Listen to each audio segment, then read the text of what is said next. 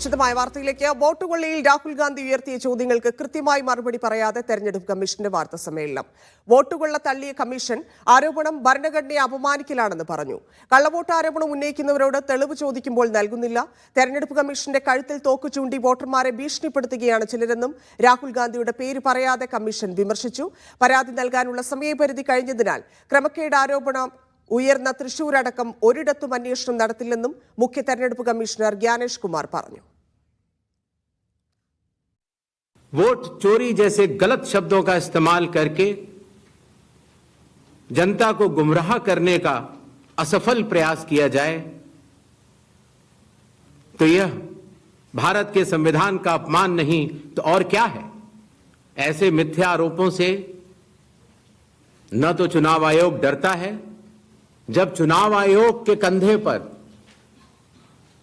बंदूक रखकर भारत के मतदाताओं को निशाना बनाकर राजनीति की जा रही हो।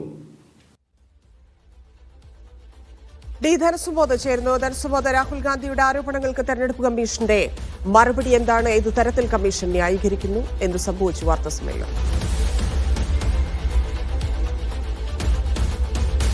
ധന്യ, രാഹുൽ ഗാന്ധിയുടെ വാർത്താ സമ്മേളനം 10 ദിവസം മുമ്പ് 1 മണിക്കൂറും 11 മിനിറ്റും എടുത്താണ് ചെയ്തെങ്കിൽ 1 മണിക്കൂറും 24 മിനിറ്റും എടുത്താണ് മറുപടി പറയാനായി കേന്ദ്ര തെരഞ്ഞെടുപ്പ് കമ്മീഷൻ ശ്രമിച്ചത്. അദ്ദേഹത്തിന്റെ പല ആരോപണങ്ങൾക്കും കൃത്യമായി മറുപടി പറയാൻ ഇദ്ദേഹത്തിന് തെരഞ്ഞെടുപ്പ് കമ്മീഷന് കഴിഞ്ഞിട്ടില്ല. അതേസമയം തന്നെ വീടിന്റെ നമ്പർ 0 എന്ന് അടയാളപ്പെടുത്തുന്നത് എന്താണ് എന്നുള്ള ചോദ്യത്തിന് കൃത്യമായ മറുപടി ഉണ്ടായിരുന്നു. അത് പറയുന്നത് വീടില്ലാത്തവർക്കും ഇന്ത്യയിൽ വോട്ടുണ്ട്, അതുകൊണ്ടാണ് അങ്ങനെ വന്നത് എന്നുള്ളൊരു കാര്യമാണ് പറയുന്നത്.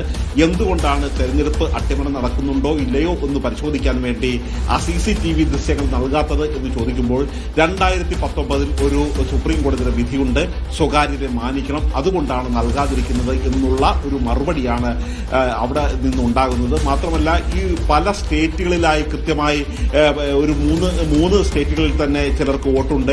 ഇതിനെക്കുറിച്ചൊന്നും എന്താണെന്നുള്ള കാര്യം കൃത്യമായി മറുപടി പറയുന്നില്ല. മാത്രമല്ല, ഇതെല്ലാം തീവ്ര പരിശോധന എന്ന ഒറ്റ മൂല്യം കൊണ്ട് ഇതെല്ലാം പരിഹരിക്കും എന്നുള്ള ഒരു അവകാശവാദം തന്നെയാണ് അദ്ദേഹം ഉന്നയിക്കുന്നത്. മാത്രമല്ല, ഇതൊരു പരിഹരിക്കേണ്ട സമയമുണ്ടായിരുന്നു. ആ സമയത്താണ് ഇത് ചൂണ്ടിക്കാട്ടുന്നത്.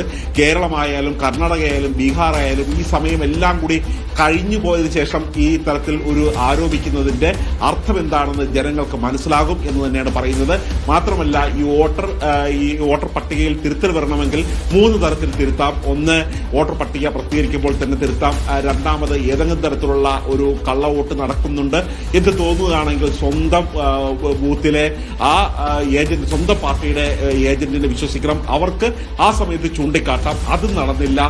മൂന്നാമതായി, ഇതൊരു 45 ദിവസമുണ്ട് പരാതി നൽകാൻ. വോട്ടെടുപ്പ് കഴിഞ്ഞിട്ടായാലും വിജയപ്രഖ്യാപനം കഴിഞ്ഞിട്ടായാലും ആ സമയത്ത് പോലും നടത്താതെയാണ് ഇത്തരത്തിലുള്ള അതിനെ തെരഞ്ഞെടുപ്പ് കമ്മീഷൻ വാർത്താ സമ്മേളനത്തിലൂടെ അവതരിപ്പിച്ചത്. രാഹുൽ ഗാന്ധിയുടെ പ്രതികരണം വൈകാതെ ഉണ്ടാകും.